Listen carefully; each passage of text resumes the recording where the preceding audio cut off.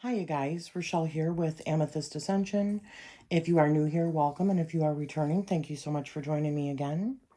So today I'm going to be doing a hashtag that I've been watching quite a few. There's still quite a few that I haven't seen, and it's called OcculTea, social media witchcraft, grifters, aesthetics, imposter syndrome, and FOMO, consumerism, and gatekeeping. So, as many of you know, because of my, I had just put a notice on my community tab that I did last week, about a week ago, about 8 days ago, with assistance from my beautiful dog Sully. Fell down my stairs and sprained my left ankle really bad and broke my right ankle really bad. And so I'm going in for surgery on Monday. But the reason I'm saying this is because I don't want to do in front of the camera because I haven't been able to shower. My hair is nasty as hell.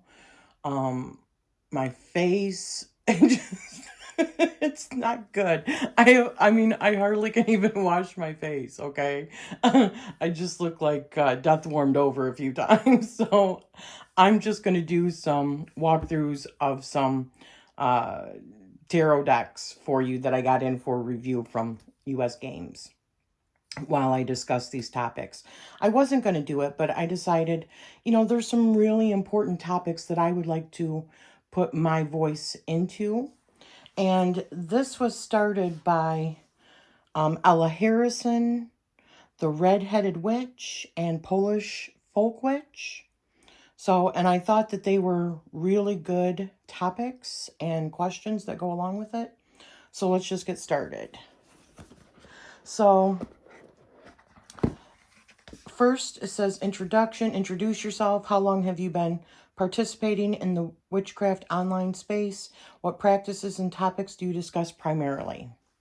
Okay, so I have been on YouTube technically about 11 years, okay?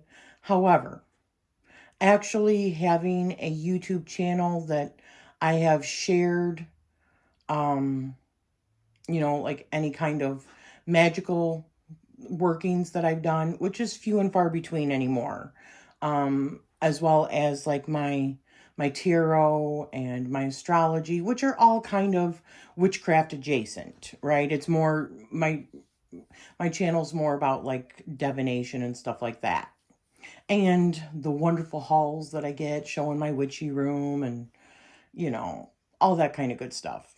I have showed certain things like I did make kefi, and when I make my loose incense, I've shown when I've done, oh gosh, back in the day when I first started, like some bath salts and, but the majority, honestly, okay, I got cut off from a phone call, but the majority of my channel has been not really showing, I talk about some of my dream work and I show my journals, but I talk about woo-woo stuff and psychic development. They're all like witchcraft adjacent, but I don't really like to show the majority of my practice. I've shown altar tours and stuff, but even when I do that, it's like I change them right afterwards because it just doesn't feel right. So anyways, let's get on. Let's see. Impact on community. There's 4 sections, okay? Or different areas of questions. So the first one is impact on community. What is my personal reasoning or inspiration behind sharing my practice online? Well,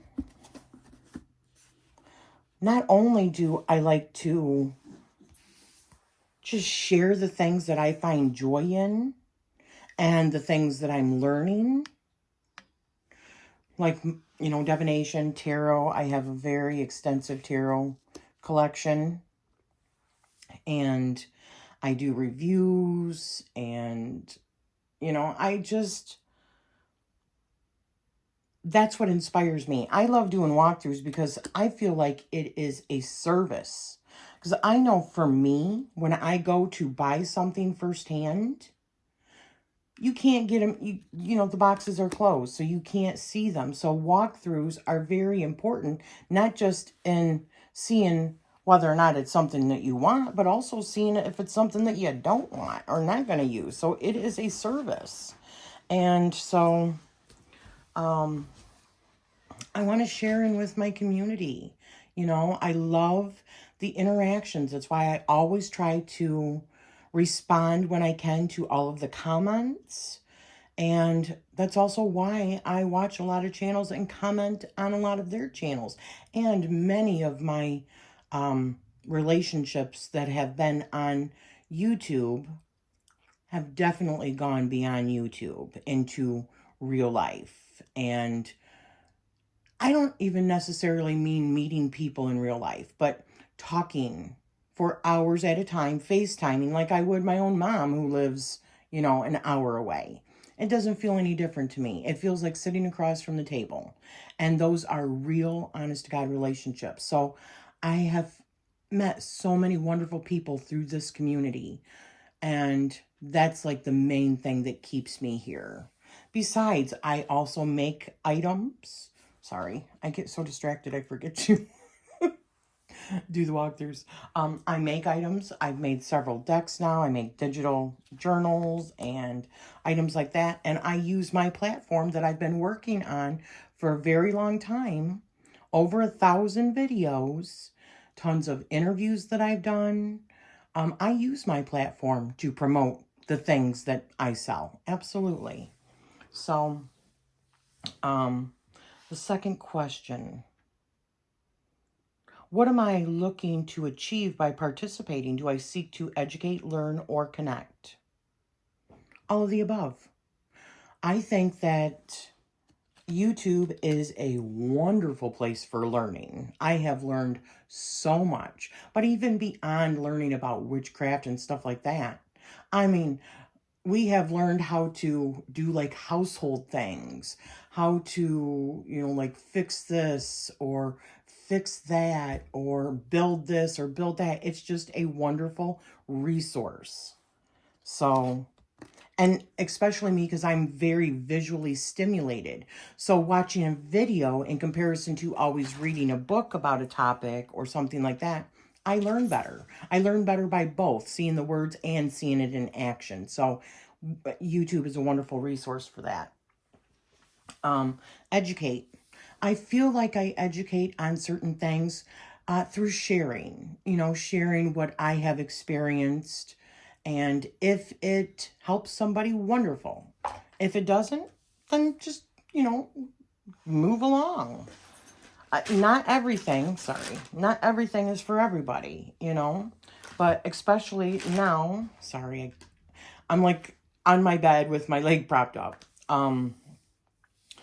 So some of the things that I try to educate on now is like about real sky, you know, what's truly in the sky versus Western tropical astrology. That's not accurate to what's in the sky. So a lot of people don't know it. And, you know, so many times when I have done charts for people and told them the truth about it, they're like blown away. They had no idea. So that is one of the things. I just got done uploading a video about the seasons and the disconnect with the seasons. So I feel like that's educational. However, the majority of what I do is just about sharing and connecting with others. So let's see. And learning, always learning. Eternal student here. The next question, how do I believe social media as a whole has impacted the community? I think it has helped the community to flourish, if I'm being honest. Because before, here I go again, before I came on social media for witchcraft and stuff, there was no community that I knew of. And especially when you're a new witch, I think it can be intimidating to meet up with people in real life. So being able to use social media to kind of feel your way around in the beginning is a wonderful resource yet again. Do I think that it can cause division in communities, but also togetherness? I think it's just like in real life. Absolutely. I think real life and social media are hand in hand. I remember life before internet, okay? I'm 53 years old, so I remember when computers first came out and we were being taught in school in 7th grade on the old Macintosh computers, the old DOS, you know? So, I think it has impacted the community in a huge way. I think that is what has led to an expansion of our community is through social media. So, how do I think social platforms such as TikTok, Instagram, and YouTube have each impacted education and sharing information? Okay, so I already talked about YouTube. I think YouTube is a wonderful resource. You have to, like really sift through things. You have to find what resonates with you more or less. However, I just think that there is a wealth of information to be shared. Now, TikTok, I can't really say so much about TikTok because, I just literally started on TikTok and I have not been consistent. It's more for fun. And you can easily get pulled into that and just like one video after another. However, I will say that there are people that have mentioned that it is like you can't really get good information on TikTok because it's such short form. But they do have videos that are longer than 10 minutes on TikTok as well.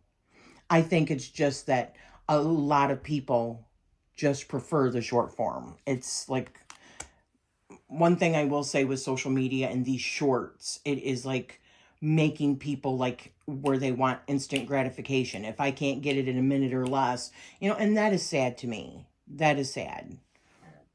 Because I like sitting down and actually learning more about another person and their interest and how they got to, unraveling the things that they're either teaching you. What was that pivotal point? I just like the details. I like knowing the details. I'm a details person. So, Instagram, I don't even understand the whole video and live stuff because I don't really use it. I'm barely on Instagram. I know some people have contacted me via, DMs, direct messages on Instagram, but half of the time I don't even see those because I'm barely on Instagram. Instagram is an afterthought for me because it feels like it's just simply pretty pictures, which is, Pinterest, and I know there's more than that to it, but I just don't see it. And I've had so many people contact me. Well, I'll get into that. That's a later question. Let's see. Is consuming witchcraft content becoming a substitute for practice? Okay, so I can only speak for myself because anybody else, honestly, I feel like this is my own personal belief, of course, that I believe that anybody else that is saying that it is replacing witchcraft for anybody else, unless they are actually in that person's personal life, how the frig would you know? You don't know. So anything that you say in regards to that is all projection. I can only speak for myself. And no, it absolutely is not. Do I like consuming it? Sometimes. The basic stuff, not so much. I'll get into that more in other questions. But do I think that consuming witchcraft content is becoming a substitute for practice? There's no way that I would know that for anybody else but myself. Period. So, anything else is assuming. How many people are on social media? Just because you see pretty pictures and stuff, let's not assume that we know what's going on in people's personal lives. That is like, Almost feels like a witch hunt. That question feels like a witch hunt. Anyways, so topic 2, influencer authenticity. I've talked about this a few times. So out of what I share on social media, how much of it is staged versus reality? Okay, so it's all staged. I mean, I'm not here. If you really seen my whole room, I've got things scattered all over the place. I look like hell because I have not been able to shower in like over a week because I've been bedridden with a broken ankle, you know. So you're seeing what I want you to see. It is curated. Does that mean that it's not authentic? It's authentic. You're just seeing something pretty while I'm talking about how I authentically feel. So, you know, I don't think that staging, and here's another thing. When you go to work, do you wear makeup? When you go out on the evening, do you put on makeup? Do you wear nice clothing? That's all a stage then, right? Do you have nice handbags? Do you get your nails done? That's all staging because that's not natural, right? What is the difference? I don't see a big deal. Whatever makes somebody happy and how they present themselves, I say friggin' go for it. Unless it's like obscene and not meant for kids and it's a kid's platform. You know what I'm saying? But yeah, I don't automatically assume that somebody is not being authentic. As a matter of fact, I assume that they're being authentic. If they're not, that's on them. It doesn't really matter to me. It doesn't matter. Do I think there is an element of censorship in online spaces? Absolutely. I have experienced it myself when I have talked about conspiracy theories, because I am a big conspiracy theorist, which means somebody that actually critically thinks about things and doesn't just take things at face value. They actually research it and they listen to other people that are telling these stories instead of what governments or the news is feeding people. So, yeah, definitely there is censorship. And it's different on different platforms, what will be allowed. I mean, I have had my video shadow banned just because of comments that have been made in chat while doing live videos, you know, live chats about certain topics. We had even done a sisterhood where we had created a sisterhood codex so that we would use certain words in place of other words that would get you dinged and get you shadow banned, which means YouTube is, or any other platform, is essentially just not pushing you out. So nobody sees, you know. I have been unsubscribed so many times from people that have told me they did not unsubscribe me. And you know what? I believe them because the same thing has happened to me. My husband, who, I'm going to be honest here, he doesn't watch all my videos. I go over to his computer and I watch all of my damn videos because it helps the algorithm. And I like all of my videos on his computer. And so, and they unsubscribed my husband from me. One day, I'm like, did you unsubscribe? He's like, no way. I mean, he's smarter than that. So YouTube unsubscribed my husband's computer from my channel and unliked a whole bunch of videos. Why? Because some of the topics that I talk about are controversial. So, yes, I know about censorship. Is there any shame in what I've just told you? Hell no, not to me. So that's authenticity right there for you. Let me see here. What is the next question? How do I decipher what is appropriate to share online versus what to keep privately? Is this based on social media etiquette or personal preference? Well, there's been lots of videos that I have made and then decided not to air them just because maybe I was in a pissy mood or it came off wrong after listening back to it. And I do try to do that if it's something that's a bit controversial. However, what was the, how do I decipher what is appropriate to share? But anything that's really, really personal, I mean, I've heard horror stories of being stalked and all kinds of stuff. So I try not to get too completely personal with, like, you know, where I actually live and, you know, maybe like certain things like that. And my practices, my witchcraft practices, they're for me. They're not for show. It's not about that. So, you know, to each their own. I'm not throwing shade on anybody that likes to share. I think it's wonderful. I like watching some of them, but that's just not something that I like to do too much. And I also got a warning from my grandmother in a dream telling me to be mindful of what I share online, because my grandmother, who's passed and who was a witch, because, you know, they'll be coming for you, more or less. Anyways. And whether or not that's social media etiquette or personal preference. It's definitely personal preference for me. Is there really social media etiquette? I think if there is, a lot of people have missed the memo. You know what I mean? Including myself early on. So have I encountered or heard of grifters in our community? Yeah.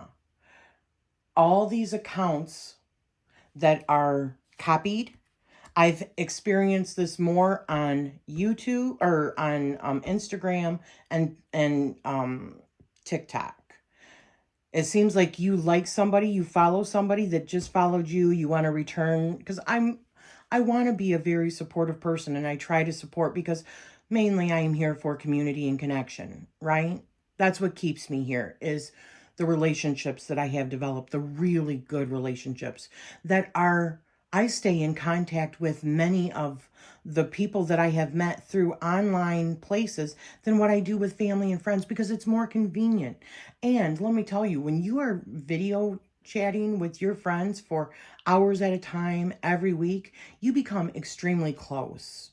You know, who says you have to go out and party? Or no, I think maybe that was something that people thought like long ago, but the way that we can connect through social media, and I don't mean on the outskirts, I don't mean just commenting on videos, I mean actual communication, chatting and emailing and talking and calling and those kind of friendships like you would have with regular and real life friends, right?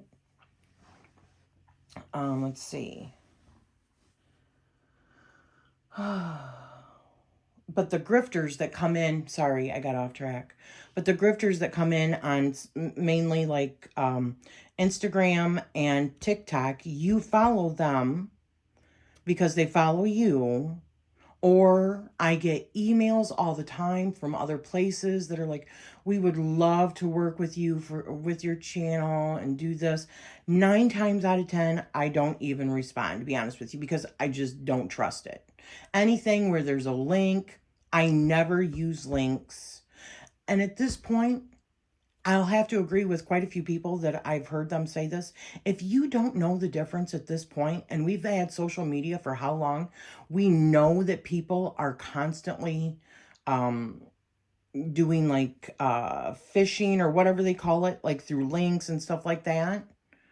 Don't click on any damn links. Be mindful of who you have conversations with. But when somebody contacts me and says, oh my gosh, the spirit told me that I really need to do a reading for you, I don't ever reply to them. I just immediately block them and remove them. I don't have time for that kind of behavior. Even if they honestly are legit, that's not right to me. What if somebody is suffering from major anxiety and you tell them the spirit has an urgent message for you? That can cause some major issues.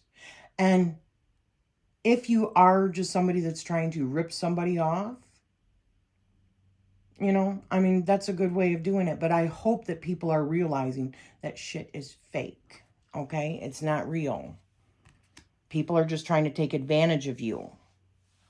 So be mindful. Most everybody says now, I've seen so many people say, I do not send out personal messages. So if you are falling for it now from somebody that you follow, it's more or less shame on you, because they've been telling people they don't do this for like ever. I just got one from Ethany that was not one of her accounts trying to do a message for me or wanting to do a reading for me. I was like, I know Ethany would not do that. I know better than that. And then you look closely and you see that the name is not exactly correct. So you block and report, and that's exactly what I did. So yes, those grifters do exist. Now, I'm going to go into another topic on this, or go in a little bit deeper, because I don't know whether or not this was meant in a different... also because of the misinformation that's talked about in some of these questions, which this is probably the next question. Yeah, do I recognize them? What are significant signs of grifters in the community? Okay, what I've pretty much said. But what tools are helpful to decipher misinformation? And how can we as a community prevent widespread misinformation? Okay, so first of all, let me just say this. As somebody that is a conspiracy theorist, i.e. critical thinker, a lot of what you see in the textbooks and said in history is not always the truth of what things are. Things are hidden, okay? And when we're talking about witchcraft in general, just because it might not align with the way that you see things doesn't mean it's misinformation. Now, I'm not saying that there isn't misinformation out there. There is, but I think a lot of it is personal gnosis that people think is misinformation, when witchcraft is really a very personal thing. So if we're talking about or trying to make it look like people are just because they're sharing their own truth and their own experiences as misinformation, I don't agree with that. I agree that let people speak their truth. If it doesn't align with you, fine. That's okay. Yes, check resources and do a little bit of research yourself. But that doesn't mean that they're spreading misinformation. They just don't necessarily believe the way that you do. And you know what? That's okay. That is okay. So, what tools are helpful to decipher misinformation? How can we as a community prevent widespread information? You can't. You cannot. Because a lot of misinformation just comes from watching the damn news. Okay? Different reports. You think... This is an argument that I've gotten in with my husband many times, and my son, because they're very more like, I need to see the proof kind of thing. And witchcraft is not always proof, it's not heavy on proof. And even science is reproven all the damn time with new discoveries. So, I mean, as a conspiracy theorist or critical thinker, when there has been these big companies, let's say like DuPont, who was poisoning a whole town because of where their factory was and how they were disposing of their chemicals. And look at like even Aaron Brockovich. And that stuff was, they would pay somebody to give the kind of results that they wanted in a report. So just because there's some sort of factual proof of a study, that doesn't mean shit. Pardon my French, but it doesn't. And history has proven that. If you just pay attention, you'll see that you cannot always, you have to follow the money. Follow who is funding these researches. What do some of these universities have to gain by feeding you a certain agenda? Okay? So misinformation, that is a really strong word, especially when we're talking about witchcraft. Anything really, though. It has to come down to your own discernment and your own searching and researching. So, let me go to the next question. I'm sorry. I am so bad at this.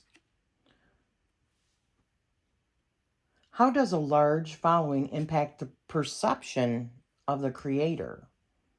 Does this immediately make them an expert, or are there other assumptions as to why they may have a large following? Okay, so does a large following make somebody an expert? No. I have a problem with the word expert to begin with. And it's probably just my own shadows, but I think there's always more to learn. I don't think that there truly are experts in anything, because there's always room to learn, okay? And what somebody deciphers as an expert opinion is from their point of view, their experience, their perception. Even witchcraft books and the way that people have done it from, let's say, like Abrahamic magic, and what people consider traditional, right? That was still somebody who wrote those down, and you choose to believe what they wrote down. That doesn't mean that it's actually factual and that you got the facts. That's why witchcraft for me is based on my own belief, what resonates, because that's where the power comes from. So this misinformation bit about somebody not knowing their history. Now, if it's like a closed, like religion or something like that, and there's like certain rules and guidelines, okay, I could see that. But in general, nah. To each their own, and each of their own practices. And for people to sit there and try to call out this misinformation if they have a difference of opinion on something just feels like a massive ego to me. That's what that feels like to me. Unless, of course, you have proof, okay? Undeniable proof. So, let's see. How does one maintain the balance of authenticity and content creation? I can only speak for myself.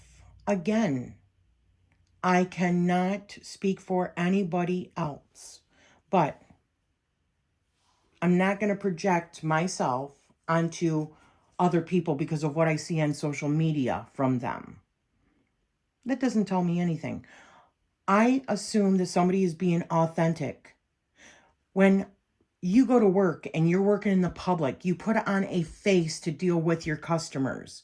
It is no different than making a video. Is that inauthentic, or are you just getting a piece of that person in order to get through their day, or to finish their job, or to put their best foot forward, so to speak, in any given situation? Is that inauthentic, or are we just being judgmental? So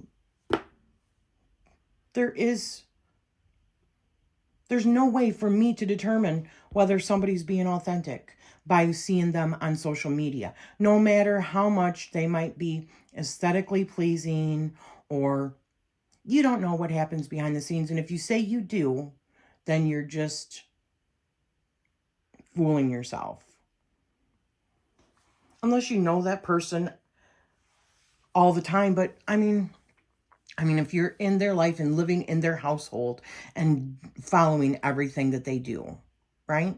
Other than that, anything else from you is a projection, because you honestly do not know. And that also feels like a witch hunt, a modern day witch hunt within the witchcraft community, which is sad to me. Okay, so moving on.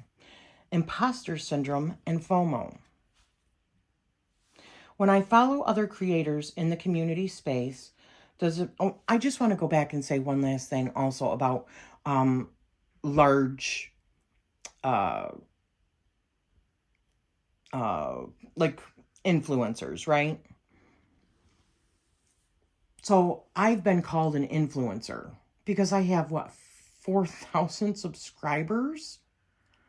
And maybe I influenced somebody to buy a deck, but, and it probably goes into the next set of questions also about like FOMO. If you're, listen, as an adult, a 53-year-old woman, I know that everything in life can create FOMO, or everything, somebody can influence you. Do your friends influence you? Oh, I just seen this movie and it was wonderful. You should go see it. Are you influenced? Does that mean they're an influencer? Maybe an influencer in your life.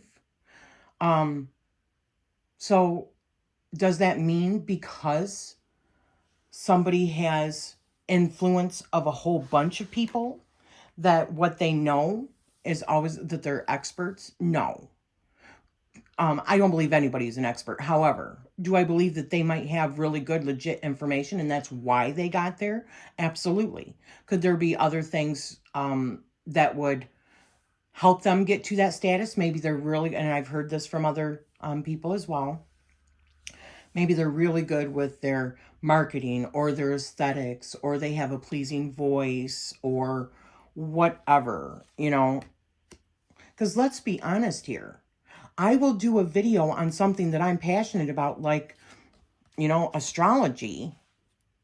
And I get so many less comments and so many less views than when I do a haul video showing all of the stuff that I've gotten. People want to see the stuff. I want to see the stuff, if I'm being honest. That doesn't mean that I have to go and buy everything that I see somebody else. That's on me. As an adult who takes accountability for my actions and knows what kind of a budget I have and what kind of, and granted, I get it. You know, anybody that watches my channel, you know that I have plenty, okay? I do. I am very privileged at this point in my life. But listen, I've raised my 2 kids. I'm a 53-year-old woman. My husband has been in the same industry for over 30 years. He makes really good money, as he should, because he works long hours. He works hard. He's gone to college to learn more about his skill. And I have had and done several different businesses throughout my life. And we no longer have to worry about taking care of kids. And a lot of the things that we have now, we have built up, okay? Because we've worked hard our entire life for what we have. And then we see these young people coming in, and I feel like they're just like butthurt because they don't have the same kind of funds. Well, I can tell you this. I remember when I was just getting with my husband, and this was even before we had kids, and I never had money for tarot. I never had money for any of the witchcraft stuff. Nothing. I mean, I couldn't even buy specialty mugs. We paid our bills. We both worked full time. We paid our bills, and then we had a little bit left over each week in order to spend on ourselves. And you know what we did? We'd spend $10 every Friday after we got paid and we would splurge on Taco Bell once a week. Other than that, and I'm saying splurging was like $10, okay? So it's a rite of passage. And if you are not getting the things that you want out of your life, the only person that can change that is you. Trying to blame other people for FOMO or feeling bad because you cannot have the same things that they have, that goes down to you. That doesn't go to the person that is now sharing the joys that they have in their life. I have been through many phases in my life where we have had to sell everything, but it's still nobody else's fault that they have something that I don't. When somebody wins something, do you say, oh, good for them, I am so happy that they won? You know, and that's where, like, when you watch Jeopardy and somebody wins, or you watch like a game show and somebody wins big or whatever, are you happy for them, or are you upset that it wasn't you? That's going to tell you a little bit about your mentality, okay? Sorry, I just, these kind of things keep going around in the community for years now. And it's like blaming. I feel like it's a lot of blaming because we're not where we want to be in our life. That's what it feels like to me. And I have seen it all, okay? Maybe I haven't experienced everything that you have in your life, but I have definitely experienced hardship. And that's why I appreciate what I have when I have it. And I most certainly don't blame anybody else for not having the same things that they do. And being responsible, taking responsibility for what I want out of my life. Anywho, moving on. Sorry.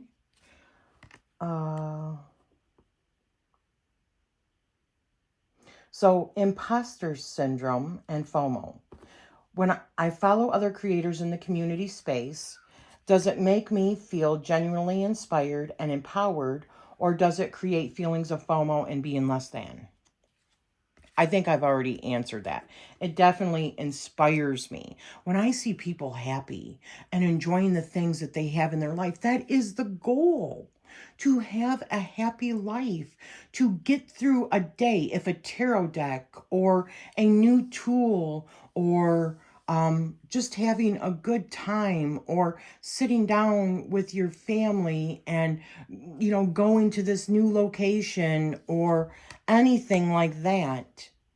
That is the goal. I mean, I want to be there and help support others when they're going through bad times, okay? Don't get me wrong, I do.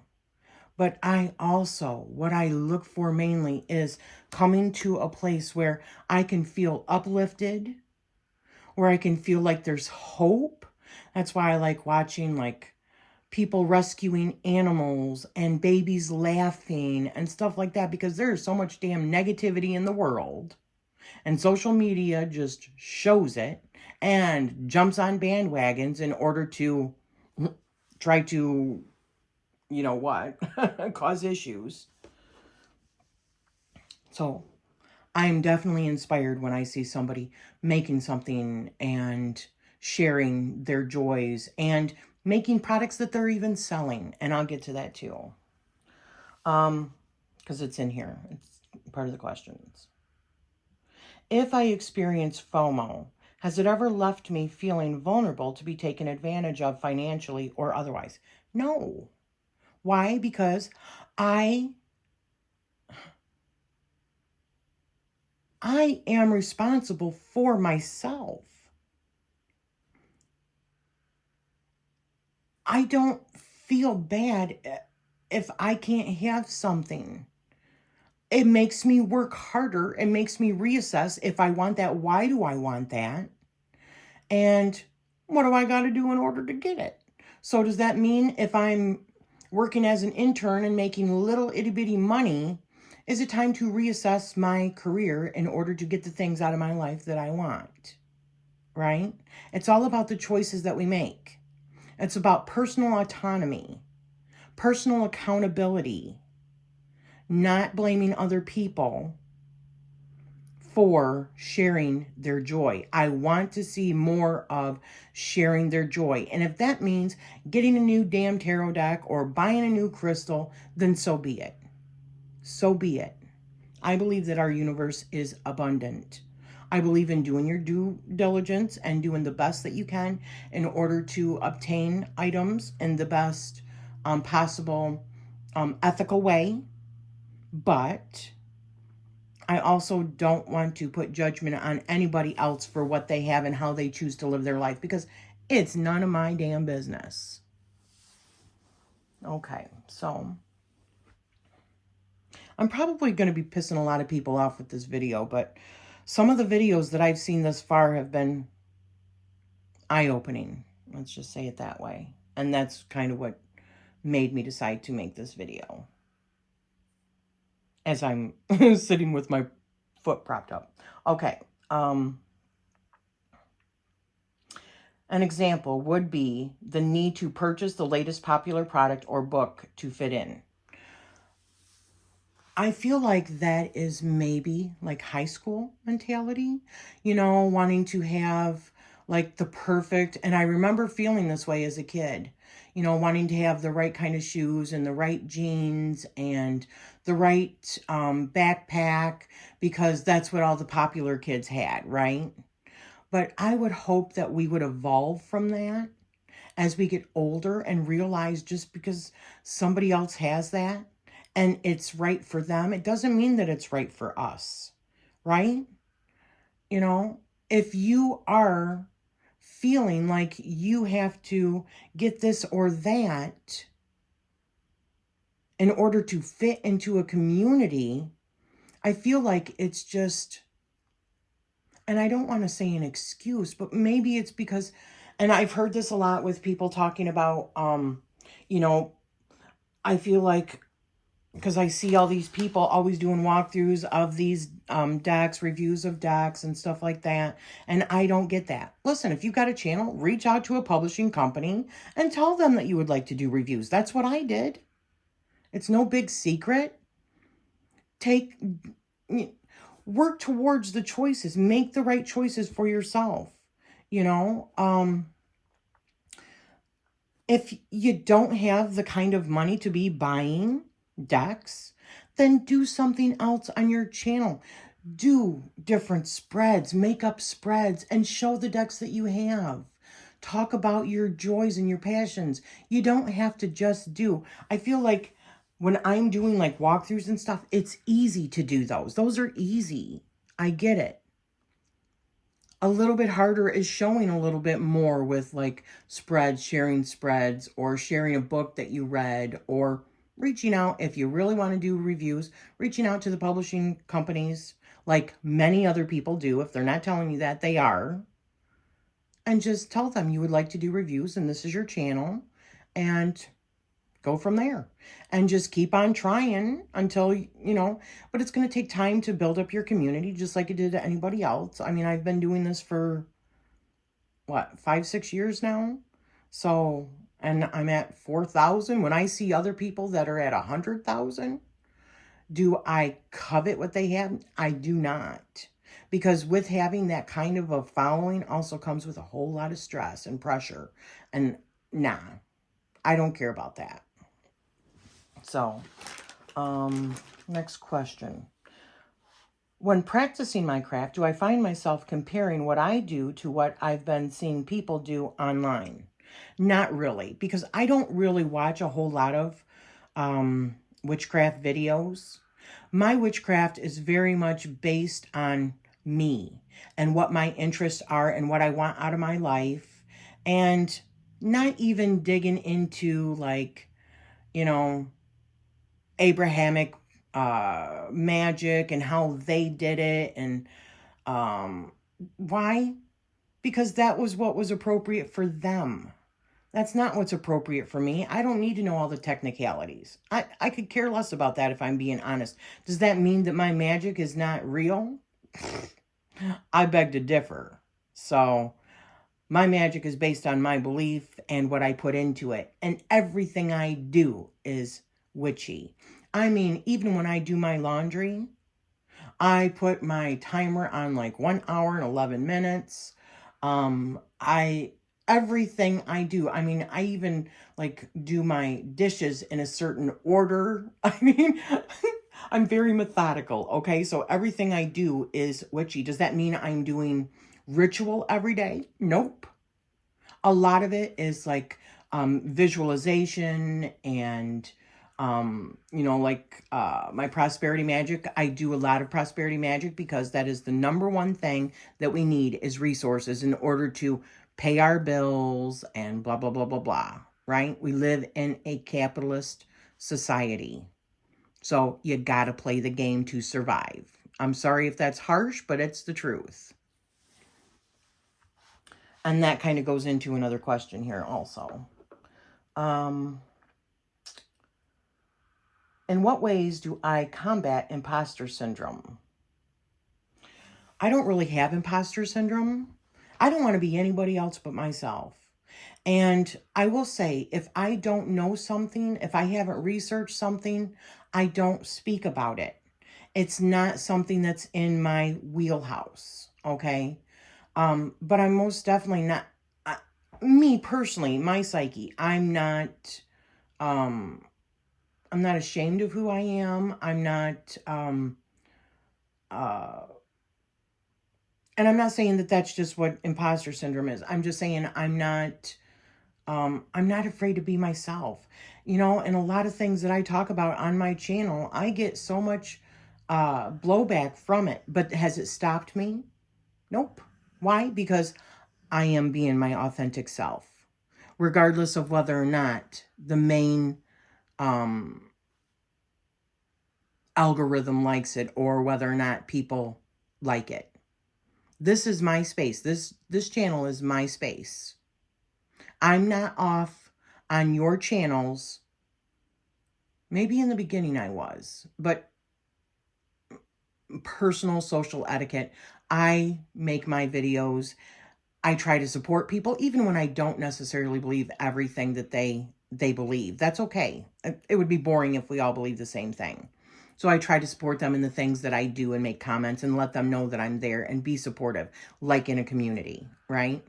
However, if I don't agree with somebody on something that they've said, unless it's just like really bad or somebody's just being an asshat or something like that, most generally, I don't comment on their channel in a bad way.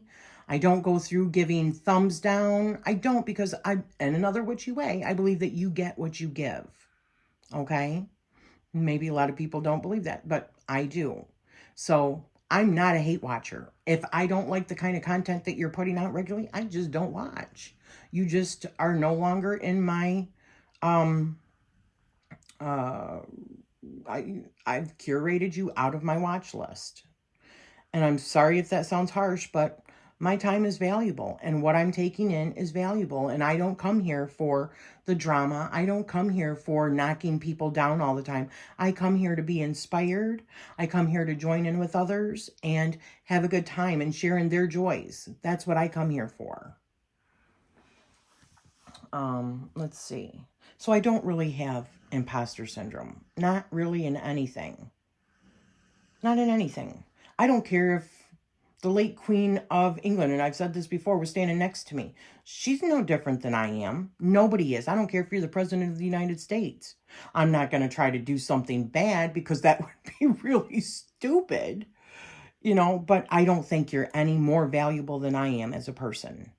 I don't think any person is more valuable. I don't think I am more valuable because of the house that I live in comparison to somebody that's on the street begging for food. Or no, just as valuable. We're all human beings. What would my practice look like without the social media influence of other creators? It would be totally different, because I believe that it was Heather that had made this statement that, you know, if it hadn't been for seeing, it might not have been Heather. I'm not sure. I've watched quite a few of these.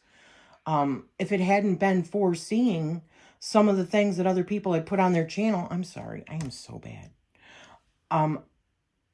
I would have not even known about certain things, even like servitors, because it never even came across my mind. I never thought about even doing a servitor until I had seen information about it. And then I thought, oh my gosh, that's so cool. I want a servitor. Or learning about true sky or true sidereal astrology. I would have thought that I was really a Capricorn, which I am. I'm a cusp, but truly I'm a Sagittarius sun. Or the sun was in Sagittarius at the time of my birth. If it wasn't for social media, I would have never known the truth. That is provable. So I think that social media, like I said, has really expanded witchcraft. It has made it more accessible for people. So how have online occult witchcraft communities impacted me as a person or practitioner? Greatly. It has impacted me greatly. I watched, and if there's something that comes across my feed that's brand new that I don't know about, it fascinates me, and I go on these rabbit hole searches, right? And like geomancy, and a lot of it has to do with divination, right? Because I'm pretty stuck in my ways when it comes to the way that I practice and the things that are important to me, like health and wealth and security. And because I grew up extremely unsecure, moving from place to place and having to go to new schools, make new friends before the internet. So a lot of how I see life, the first things that are important to me is my security and the security of my family, because I didn't always have that as a kid and it influenced my life. So that is like the number one thing. And of course, health, and good friends and family and stuff like that. Those are the things that are the most important. So it has influenced me greatly. So now we're into the fourth topic, which is capitalizing off of community. Do I consider online communities as equally valid to in-person communities? I feel like they're more valid online for me personally, just because there was not a whole lot of, I didn't even know about in-person like gatherings and stuff. But as very much a hermited person, I literally could be a shut-in. I'm not even kidding. I have surgery on Monday, and I am pretty much bedridden for the next, or at least, because I got a little knee scooter, I am going to be in my house for the next, 6-8 weeks, however long it takes for me to be able to start walking and putting weight onto my ankle again. Does that depress me? Not really. It's an excuse that I don't have to go out. I guess it's all depending on how you look at it. So being able to have an online presence and a community with like-minded individuals on my terms, in my own space, yeah, that's just a beautiful thing to me. And that's what I prefer.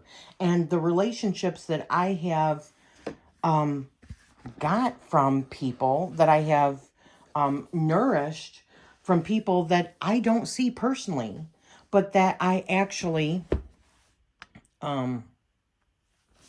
visit with, those relationships are so much deeper than people that I have talked to in real life, because they are intense conversations. We know everything. We're supportive of each other.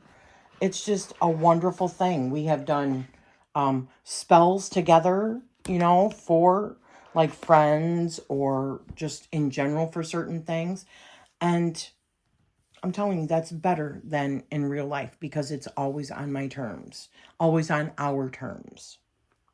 So it's more valid. I'm not saying just for me. So, how have online occult witchcraft communities impacted me as a person and practitioner? Okay, I think I've already pretty much stated that. They have impacted me in a great way because of the people that I have met, the things that I have learned, the growth that I have experienced because of it. So I feel like it's been a huge impact for me. What are some of the dangers of the current phenomenon of capitalizing off of the witchcraft community? Have I been personally affected by this, or have I witnessed someone else be affected? Okay. So other than, like we were talking about earlier about the grifters, and there being shady people that are really just trying to take advantage of you, saying that, they have a message for you with spirit and stuff like that. Yes, I can see that. But in everything else, capitalizing off of, and this is another thing that kind of feels like a witch hunt to me,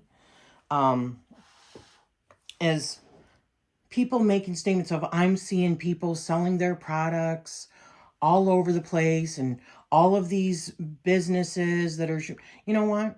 If you can actually make a business out of what you love, and it's spreading more witchcraft then I am all for that. I have said before, even the aesthetic, because the aesthetic has really kicked off, it is making witchcraft more accessible, and it is turning people from other hateful religions that are teaching them to hate on witches. It's making it more accessible. So we're less likely to burn again, if you know what I mean, because of the way that the consumerism is taking off. So I see less danger because of it rather than more danger. And if you are a dentist and you make money off of helping people with their teeth, or you're a psychologist and you make money off of people and their personal emotional status and or psyche, and if you're a doctor and you make money off of people physical ailments, and if you are an insurance agent and help people, you see what I'm saying here? Why should that be a bad thing? Why is capitalizing on what we do and what we choose to spend our time doing and actually spreading more tolerance and freedom of belief systems, why should that be an issue? Maybe because I think it goes down to the fear of missing out. I think people become too envious or become too jealous of another person and think, well, because I used to get this all the time when I was doing my jewelry. I would hear people walking by when I would do my arts and crafts shows selling my bead woven and bead embroidered jewelry. And they would say, oh, I can do that. And then they wouldn't buy from me. And that's okay. But I guarantee when they go home and they try to do it and they realize it's not so easy as what it looks like, why is it so bad to support somebody else in the things that they do? I just don't get that mentality, especially when it has to do with spirituality and whether somebody needs guidance and they can afford a tarot reading in comparison to, let's say, going to a therapist. And I'm not saying one replaces the other, but maybe that's all they have the money for. Or maybe they just are more of a spiritually based person rather than a psychologically reasonable, that there's a psychological reason for everything. Maybe they believe that there's divine intervention and stuff like that, right? Why should that be looked at as a bad thing if you're capitalizing off of those particular things? No. No, no, no.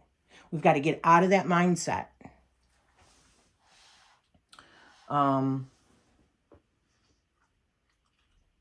Have I personally been affected by this, or have I witnessed someone else be affected? I mean, just what I hear, people saying people are making too much money off of this tarot deck, or gosh, man, stop. Just stop already. Let people be. If it's not something that you want to purchase, then don't purchase it. If somebody has put their time and effort into, making like incense or candles that are designed for a certain reason, that's okay. Let people do what they love. And if you can't afford it or don't, then just move along like you would any other product. But when we try to throw blame and shame on people for making money off of witchcraft, we are essentially doing a witch hunt.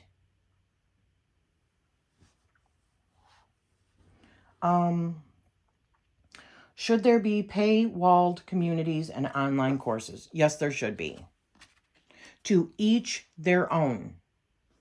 If you can't afford it or don't want to do it, hey, then find it elsewhere. But when people have worked a long time to gather up information and put a presentation together or teach you valuable things that they have compiled, even because I've heard even people say, well, you can Google that. Well, maybe some people don't want to have to go through digging through tons and tons of information, and they like the person that's doing the course. So they like to have an actual curriculum and something to go by in a course. Should that be free? Should people offer their services for free? Should a doctor offer his services for free because it's an important thing like healing people? We live in a capitalist society. People need to have money in order to pay their rent, to eat food, put food on the table for their children. Let's get realistic here, and let's not knock people down for having businesses and for selling products that they have taken their time and effort and love and put into these items. How does one ensure the authenticity of courses, workshops, memberships, etc. as a financial investment?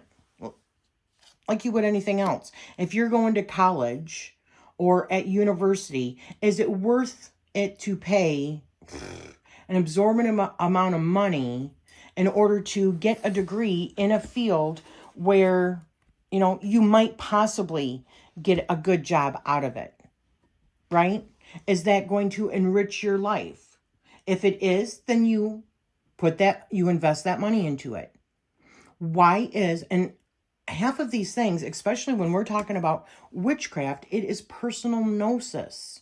So it's somebody teaching you from their own experiences, right? I don't understand, yet again, I'm not even going to repeat myself. So in conclusion, what are some topics of conversation I'd like to see more of in our community? Just keep doing what you're doing. Just keep on sharing your joys. And I've even said this to other people with, I don't want to do a tarot deck walkthrough because there's other people that are doing the tarot deck walkthrough, or do what makes you happy. If you want to share it, share it. If you're just doing a simple walkthrough, where you're not showing, like, you're not talking about how you feel about it or doing reviews of a deck, fine. Because there are other ones. But if you want to talk about your experience with that deck, that is unique to you. And showing the deck while you're doing it and the spreads that you did and showing your journals, that's a beautiful thing because it's from you. It's your personal experience. And that's what people are truly coming for. Okay? If not, they're just going to get a walkthrough and look at the pictures. And what you say doesn't matter. And I'll tell you, sometimes I feel like hearing what somebody says about a tarot deck and how they worked with it. And sometimes I don't. Sometimes I just want to look at the artwork and look at the keywords. And I'm good. And I know whether or not it's something that I would use. So I want to see more of that. I want to see just people sharing what they learn. And I also heard somebody saying that people shouldn't be sharing or feeling like they're teaching anything if they are brand new to something. I 100% disagree with that, because I think that somebody that is a brand new student who just learned something is so on fire for what they learned that they are remembering and they're in the mind set of that student, that brand new student. So they are the perfect person to relay information. I think in all cases, it is on the person's responsibility to double check and to see whether or not something resonates with them. That is on the person getting the course, not the person giving the course. That's personal responsibility and accountability. Where would I like to be held and supported? Oh, what are my community needs? So, I've said this before also. Listen, my time is valuable as far as community goes. I do support a lot of people when I feel their support as well. And it's not that I don't watch other people. I do. But I don't feel it necessary. If it's something that I think is going to be supportive information and I'm going to learn from it, or it's entertaining, or what have you, right? Then I'm going to watch it. However, if I am watching a particular person and they don't ever come over and support me as well and, leave me comments every once in a while, because I used to just kill myself in the beginning of my YouTube journey and just try to watch as many as I could, and it became extremely stressful. And even those that never supported me. And I don't know if you're supporting me if you're not commenting. I am not a mind reader. I mean, I am a little bit. Knock, knock. But if you're not making a comment or even a emoji that takes a minute, takes 10 seconds maybe, after you've watched one of my videos to show me that you're there, I don't know you're there. If I never know you're there, then I don't also support you because my time is valuable. I support where I give support. I need that balance of energy. If I don't, then I start feeling bad about myself. Why? Why am I giving to this person? And it comes down to me. And I love myself enough to say, I'm not going to support somebody that doesn't support me, period. I'm here for a community, and that's not community. So where do I feel, or where would I like to be held and supported? You know, even just a little heart showing that you were there and you watched, if you did. If you didn't, hey, that's cool. But if you watched it and you liked what I, put in a video, then give me a thumbs up. Let me know. Mentioning it on another video, well, I seen this, and I asked myself, well, why couldn't they leave a comment to let me know that they were there? And I get it if you're watching on, a TV or a, because even like right now, watching like on my phone and stuff like that, right? It's not always so easy to even see. So, or if I'm watching on my TV laying in bed, then you can't comment or anything. But just understand, if you are a smaller channel and you're not leaving supportive comments for other people to let them know they're there, they're going to return the favor to you. And if you want to feel supported, you give that support. That's just the way I see it. That's just my personal beliefs on that. So I want to feel your support. If you're supportive, I want to feel your support, because otherwise, I don't know you're there. Where do I feel like I'm not truly being seen by my community? No, I feel like I'm being seen. I feel like I'm being seen. Other than when, the algorithm is not pushed out for me because of maybe the topic matter or whatever. Or because I have built up a certain type of algorithm on my channel, right? But I do feel like I'm being seen for the most part. How can we help each other in removing the external peer pressure and grow in community?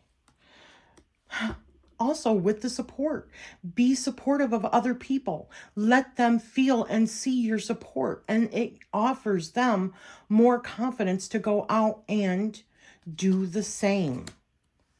Support lends to more support. If somebody they're just not supportive all the time, that's what you're going to get back. That's just how I feel about it. How can we as a community come together more with constructive criticism without it seeming shady or passive aggressive? I have to agree with what Heather said here. Listen, if you're coming to my channel and you're giving me constructive criticism on something that I'm passionate about, first of all, I didn't ask for your constructive criticism. If you really want to be constructive criticism, how about send me a message? My emails, I feel like people are doing it because they want to show their ass. They're egotistical. And they want to show where somebody else is wrong in their comment section or challenge them. So that's not constructive. If I'm asking you, please give me your advice on this. What do you think? That's different. But if I'm not asking for it, don't offer it because it's rude. And that's something I learned early on that I did. And I no longer am doing that. I just try to go to people's channels and just support them. I don't have to comment on something I don't like, and I still give them a thumbs up because they are putting themselves forward and making a video in that space and sharing it with other people. And that is a huge thing. Okay, sorry. My daughter just came to help feed me and stuff. Make it less seeming like shady or passive aggressive. if you're giving constructive criticism that you think you're giving to a person, that is passive aggressive, because you think that you're superior to somebody else and that your opinion is more valid than somebody else on their space. So my advice to that is speak your truth on your channel. Is that personal or social etiquette? I think so, but it's also my personal preference. I don't necessarily go into other people's comment sections anymore. I did in the beginning, and try to correct anybody. I just try to be supportive. If it's something that I, want to support them on and like it, and then I talk about my own feelings on my channel, which is my space. It is more or less when I have the talking stick. So, let's see. How can we as a community do better when we do receive criticism or feedback? You know what?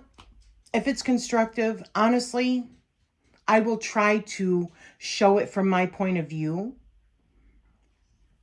and respond to that person. Many times I've had people then end up deleting their comments. Or if I think somebody is really just being an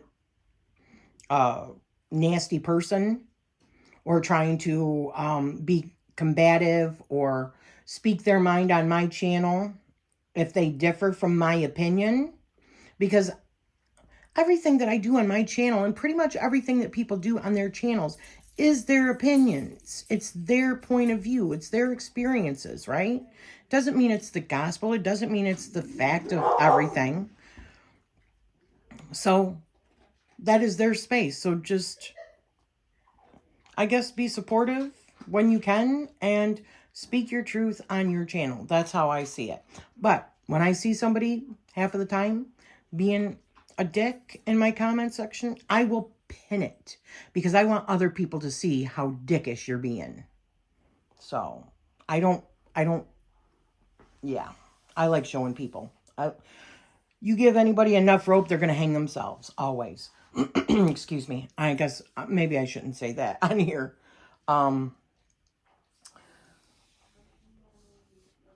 Who are some community members that I look up to that are reliable resources and aspirations? I don't look up to anybody. I look across to people. I feel, like I said, that we are all valid. I don't care what the size of your channel is. You're just a human being like I am. You have the same struggles, if not more, because of the size of your channel. And if you have less, you have different struggles that I also understand, because I have been there. But I don't look up to anybody as far as that goes. Well, I guess I can't say that. Not in the witchcraft community, I would say, because my witchcraft is mine. I don't like doing other people's witchcraft. I like making my own spells, doing my own correspondences, and the feelings that I get from things, okay? And misinformation, even when I talked about misinformation. Now, if we're talking about somebody telling somebody something dangerous, like, yeah, you should make this kind of tea and it's a poisonous tea, of course, speak out about that. But that kind of misinformation, yes, take that to heart, right? And say something about it. But the majority of people, if they're saying, well, I use this herb for this, let them. Maybe that's what works for them. You don't know what's working in their witchcraft. Anyways, off track a little bit.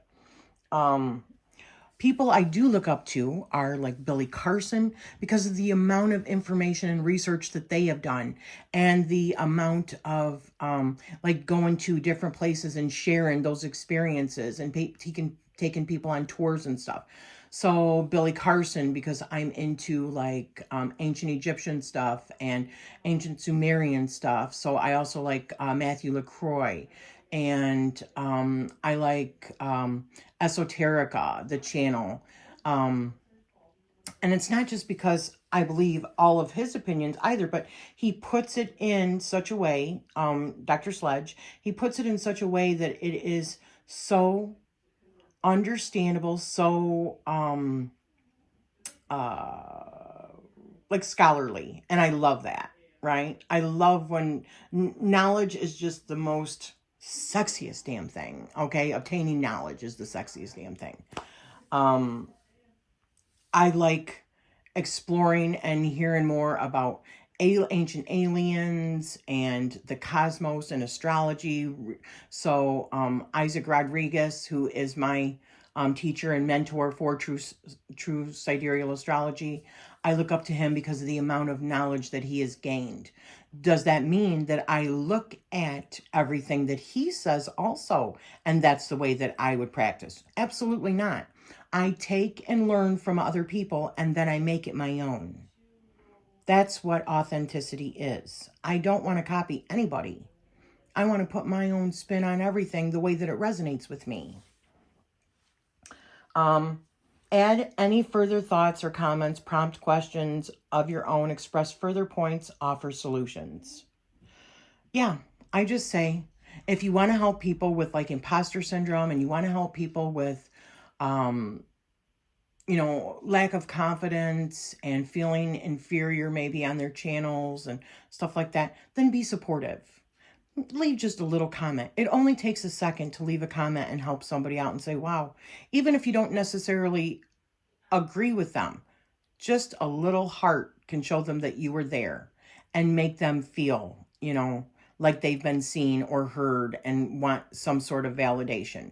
Because let's face it, if you're making public videos, then at some point you want to be validated. Even if it's just a little bit, you want to be validated. If you're saying anything other, then maybe that self-awareness isn't completely there.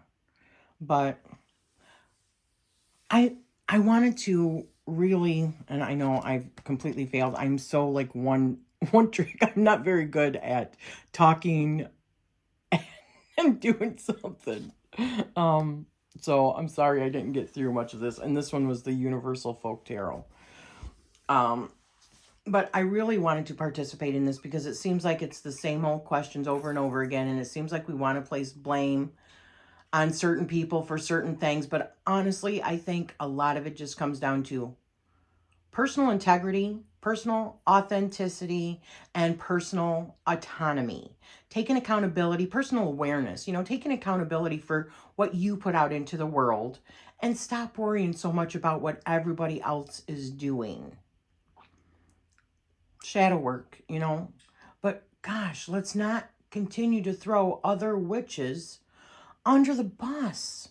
We're all in the same community, even if we have differences of opinion. That's beautiful.